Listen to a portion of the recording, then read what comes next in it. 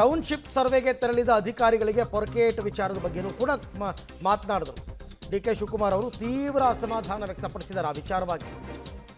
ಅಧಿಕಾರಿಗಳಿಗೆ ಪೊರಕೆಯಲ್ಲಿ ಹೊಡೆಯೋದು ಬೇಡ, ಬೇಕಾದ್ರೆ ನನಗೆ ಹೊಡೀರಿ ಅಂತ ಹೇಳ್ಕೊತಾರೆ ಅವರು.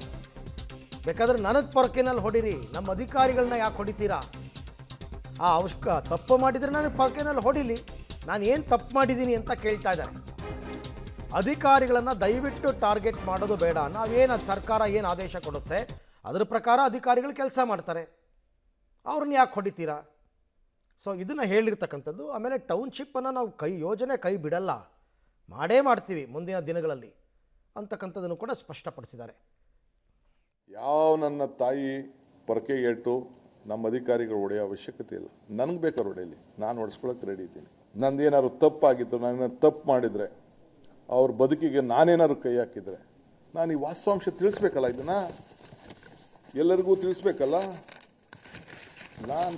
ನಾನು ಹೇಳ್ತಾ ಇದ್ದೀನಿ, ನನ್ನ ರೈತರ, ನನ್ನ ತಾಯಿಂದಿರಿಗೆ ನಿಮ್ಮ ಹತ್ರ ಎಲ್ಲ ಮಾತಾಡಿದ್ದೀನಿ, ನೀವೆಲ್ಲ ಬಂದಿದ್ದೀರಿ ನನ್ನ ಹತ್ರ. ನಾನು ಬಲವಂತವಾಗಿ ಯಾವ ಕಾರಣಕ್ಕೂ ನಿಮ್ಮ ಜಮೀನು ತೆಗೆದುಕೊಳ್ಳುವಂಥ ಅವಶ್ಯಕತೆ ನಮ್ಮ ಸರ್ಕಾರಕ್ಕಿಲ್ಲ.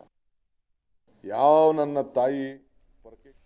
ಸೊ ಇದೆಲ್ಲವೂ ಕೂಡ ಇವತ್ತಿನ ಪ್ರೆಸ್ ಮೀಟ್ನಲ್ಲಿ ಡಿ ಕೆ ಶಿವಕುಮಾರ್ ಅವರು ಆಡಿರ್ತಕ್ಕಂತಹ ಮಾತುಗಳು. ಸುದೀರ್ಘವಾದ ಒಂದು ಸುದ್ದಿಗೋಷ್ಠಿಯನ್ನು ನಡೆಸಿ ಕಂಪ್ಲೀಟ್ ಬಿಡದಿ ಟೌನ್ಶಿಪ್ ವಿಚಾರವಾಗೇ ಮಾತಾಡಿದ್ದಾರೆ.